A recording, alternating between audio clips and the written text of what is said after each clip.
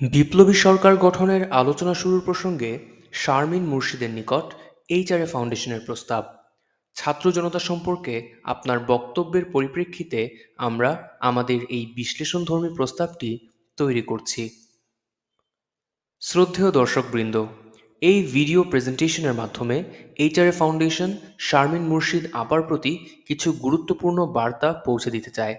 কারণ বাংলাদেশে সত্যিকারের চিন্তাশীল এবং সচেতন মানুষের সংখ্যা অত্যন্ত কম, আর যারা যা বলেন তা গভীরভাবে ভেবে এবং জেনে বলেন, তাদের মধ্যে শারমিন মুর্শিদ আপা অন্যতম। তবে একটি কথা সত্যি যে যতই আমাদের ইচ্ছা বা সদিচ্ছা থাকুক না কেন, শুধু প্রশংসা বা মিষ্টি কথা দিয়ে সমস্যার সমাধান সম্ভব নয়। প্রকৃত সমাধান পেতে হলে সঠিক পথ অনুসরণ করতে হবে। এবার আসুন শারমিন মুর্শিদ আপা আমাদের জন্য কি বার্তা দিয়েছেন তা একবার শুনে দেখি। কিন্তু যেই শিক্ষাটা আমি নেই এই বাচ্চাদের কাছ থেকে, সেটা হলো আমরা বড়রা, আমরা যারা এই 50 বছর ধরে 53 বছর ধরে এই দেশটাকে গড়ে তুলেছি, সেই দেশটার ভেতরে তারা তাদের কোনো ভবিষ্যৎ খুঁজে পায় না।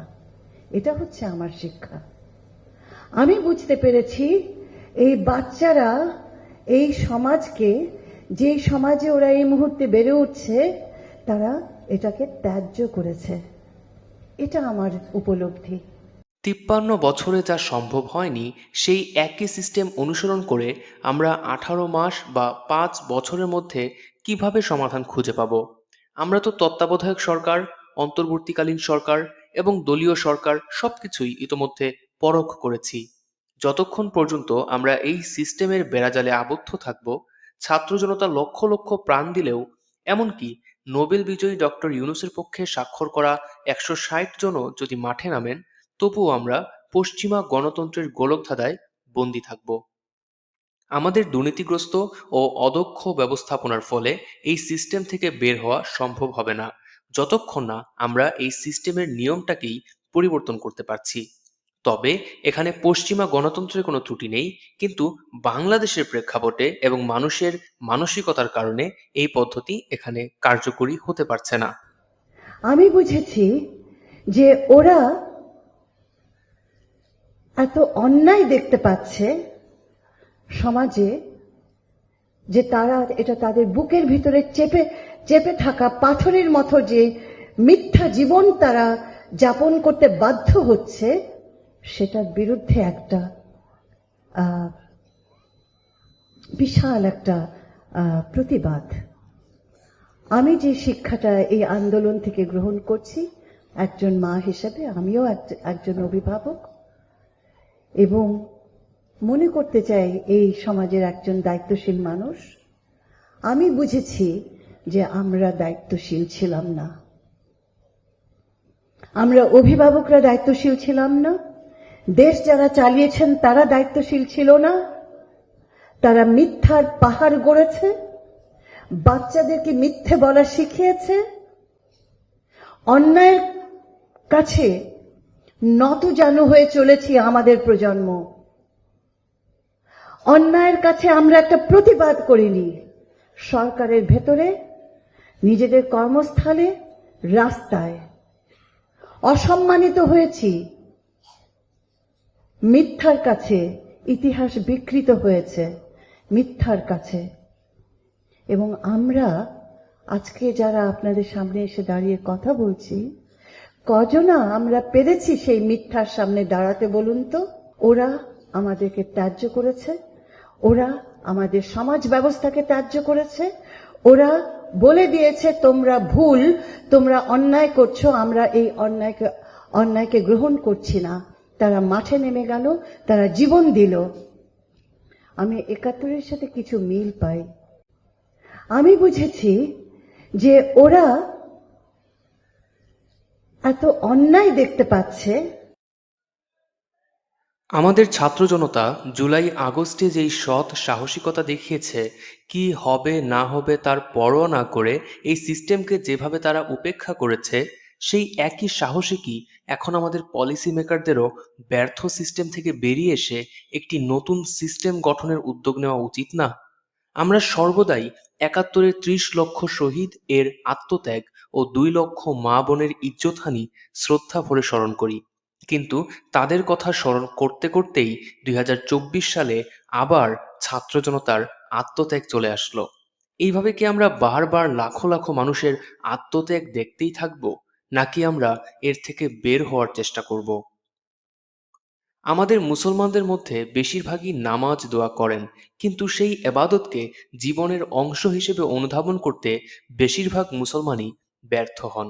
ঠিক তেমনি আমাদের বুদ্ধিজীবীরাও ইতিহাস পড়েন, লিপিবদ্ধ করেন এবং লাইব্রেরিতে রেখে দেন, কিন্তু প্রায় কেউই বাস্তব জীবনে সেগুলোর প্রয়োগ করেন না। বিশেষভাবে বলতে চাই, বর্তমান অন্তর্বর্তীকালীন সরকার যারা অংশগ্রহণ করছেন তারা সবাই সুপণ্ডিত।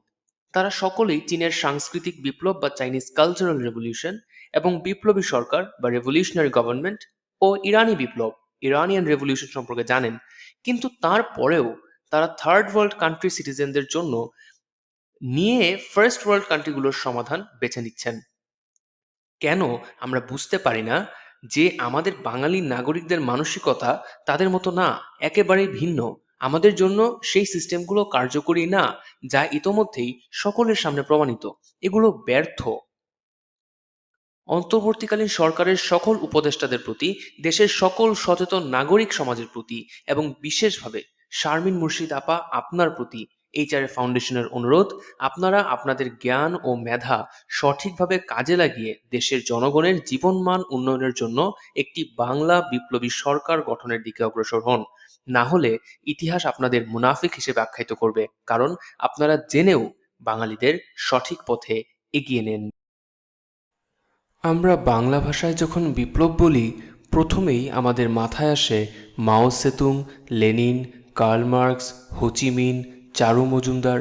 কিন্তু আমরা কেন আয়াতুল্লাহ খোমেনির কথা ভাবতে পারি না? তিনিও তো একজন মুসলিম বিপ্লবী ছিলেন। আমাদের মতো বৈষম্য বিরোধী আন্দোলনের মাধ্যমে তাদের ওইখানে ফ্যাসিস্ট হাসিনার মতো আমেরিকানদের পুতুল সরকার শাহকে তাড়িয়ে দিয়ে বিপ্লবী সরকারের মাধ্যমে আজ পর্যন্ত বিশ্বের দরবারে মাথা উঁচু করে চলছেন। বিপ্লব মানেই কমিউনিজম বুঝায় না। আমরা কি ভুলে গেছি যে পৃথিবীর সবচেয়ে বড় পুঁজিবাদী রাষ্ট্র আমেরিকাও বিপ্লবের মাধ্যমেই প্রতিষ্ঠিত হয়েছিল? আমেরিকান বিপ্লব থেকে উৎসাহ নিয়েই ফ্রেঞ্চ বিপ্লব ঘটেছিল। আমাদের সলিমুল্লাহর মতো ইতিহাসবিদরা আমাদের যেসবের গল্প শুনিয়ে যাচ্ছেন। যেভাবে আপনারা ছাত্র জনতার বিপ্লবে নিজেদের অবস্থান থেকে তাদের প্রতি পূর্ণ সমর্থন ব্যক্ত করেছিলেন, একইভাবে এবার আপনারা যদি সাহস করে আমাদের এই ভঙ্গুর ব্যর্থ সিস্টেমকে পরিবর্তনের পথে অগ্রসর হন এবং পুরাতন ভঙ্গুর সিস্টেমকে পুরোপুরিভাবে বাতিল করে সম্পূর্ণ নতুন ধারার সরকার এই দেশে গঠনের পথে অগ্রসর হন, যা হবে জবাবদিহিমূলক, দুর্নীতিমুক্ত, মেধাভিত্তিক, সকলের অংশগ্রহণ নিশ্চিতমূলক এবং শুধুমাত্র যথাযথ যোগ্য ব্যক্তিদের প্রতিনিধিত্বমূলক সরকার, তবে আপনাদের পাশেও ২৪-এর এই বিপ্লবী ছাত্র জনতা অবশ্যই থাকবে বলে এইচআরএ ফাউন্ডেশনের বিশ্বাস। একটা বিষয় আগে আমরা পরিষ্কার করে নেই, সকলের অংশগ্রহণমূলক সরকার বলতে এইচআরএ ফাউন্ডেশন কী বোঝাতে চায়। বিএনপি তার জায়গা থেকে ৩০০ প্রার্থী, জামাত তার ৩০০ দিক, আওয়ামী লীগ যতক্ষণ নিষিদ্ধ না হয়েছে তাদের ভেতরেও যদি গ্রহণযোগ্য প্রার্থী থাকে তারাও দিক, অন্যান্য নামধারী দল যতগুলো আছে তারাও তাদের প্রার্থী দিবে, জনগণ মনোনীত করবে এবং নির্বাচিত প্রতিনিধিরা সংসদে যাবে। কিন্তু সেখানে সকলের একটাই পরিচয়, তা হবে বিপ্লবী সরকার, যা জনগণের প্রতিনিধি, কোনো রাজনৈতিক দলের নয়। এবার আসুন বিপ্লবী সরকার সম্পর্কে বিস্তারিত জানার চেষ্টা করি। HRA Foundation's vision for a new revolutionary government in Bangladesh, a proposal to address corruption and governance failures by adopting a revolutionary government model. Further to individual conversations, I am Arash Ali, coordinator of the HRA Foundation. I'd like to extend an invitation to fellow British citizens of Bangladeshi origin to participate in a group discussion on how we can collectively contribute to establishing a governance system in Bangladesh that enhances the quality of life for all, irrespective of political affiliations. The thoughts and ideas presented below are intended to serve as a starting point for our conversation, and I encourage you to bring your own perspectives to the table. We can meet in person over a cup of tea here in the UK or arrange a webinar for a more convenient discussion. Introduction. Bangladesh has struggled with ineffective governance since its independence. From military regimes to Western style democracy, every attempt has failed to address our nation's core problems. Etere Foundation believes it's time for a new revolutionary government that can transform Bangladesh for the better. Why has our system failed? Since 1947, we have tried Western style democracy, military rule, dictatorships, caretaker, and interim governments. None of these systems has worked for Bangladesh. Why? Because we lack the fundamental qualities that make Western democracy functional: honesty, integrity, and civic responsibility. So, in short, our problems are corruption, deep rooted in both political parties and daily life, lack of professionalism, governance is dominated by inefficiency and incompetence, poor ethical values, from leadership down to the general population, ethics are sidelined. The role of British Bangladeshis. Why British Bangladeshis are key. First hand experience of Western democracy. Living in the UK, we have witnessed effective governance and functioning democracy. Understanding of Bangladeshi society. We know the cultural and moral shortcomings that make Western democracy unfit for Bangladesh. Question. If Western style democracy doesn't work in Bangladesh, what is the alternative? The solution? A revolutionary government. Introducing the revolutionary government model. A revolutionary government does not cater to any political party or special interest group. The loyalty of this government will lie with the nation's sovereignty and the well being of its people. The goal of revolutionary government would be to eliminate party corruption, eradicate the tradition of deep rooted corruption from every sector of our country, prioritize national interests.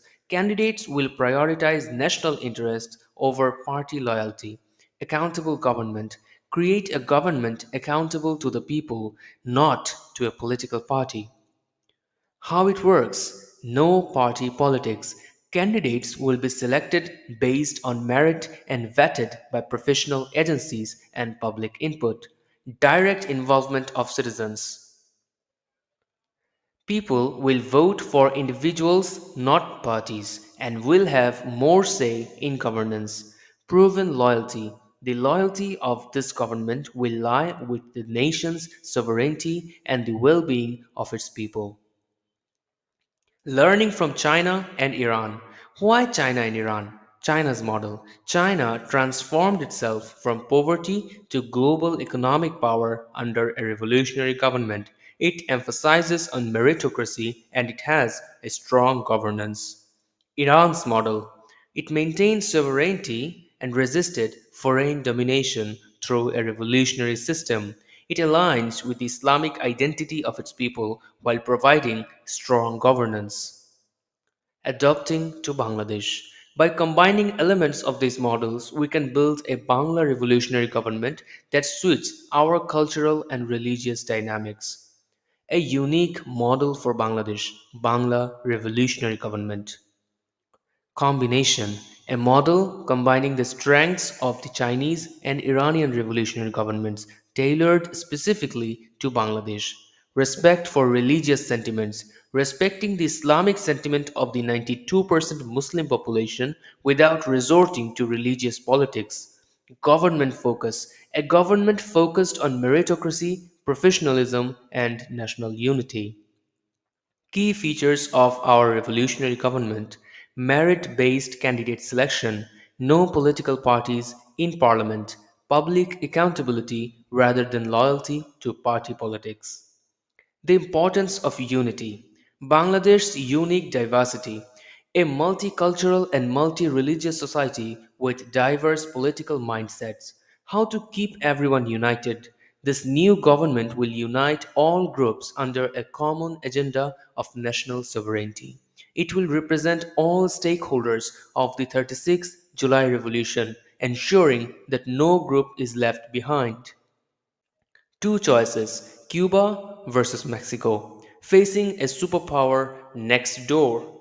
Cuba, under the leadership of Fidel Castro, Cuba's revolutionary government survived with dignity despite American pressure.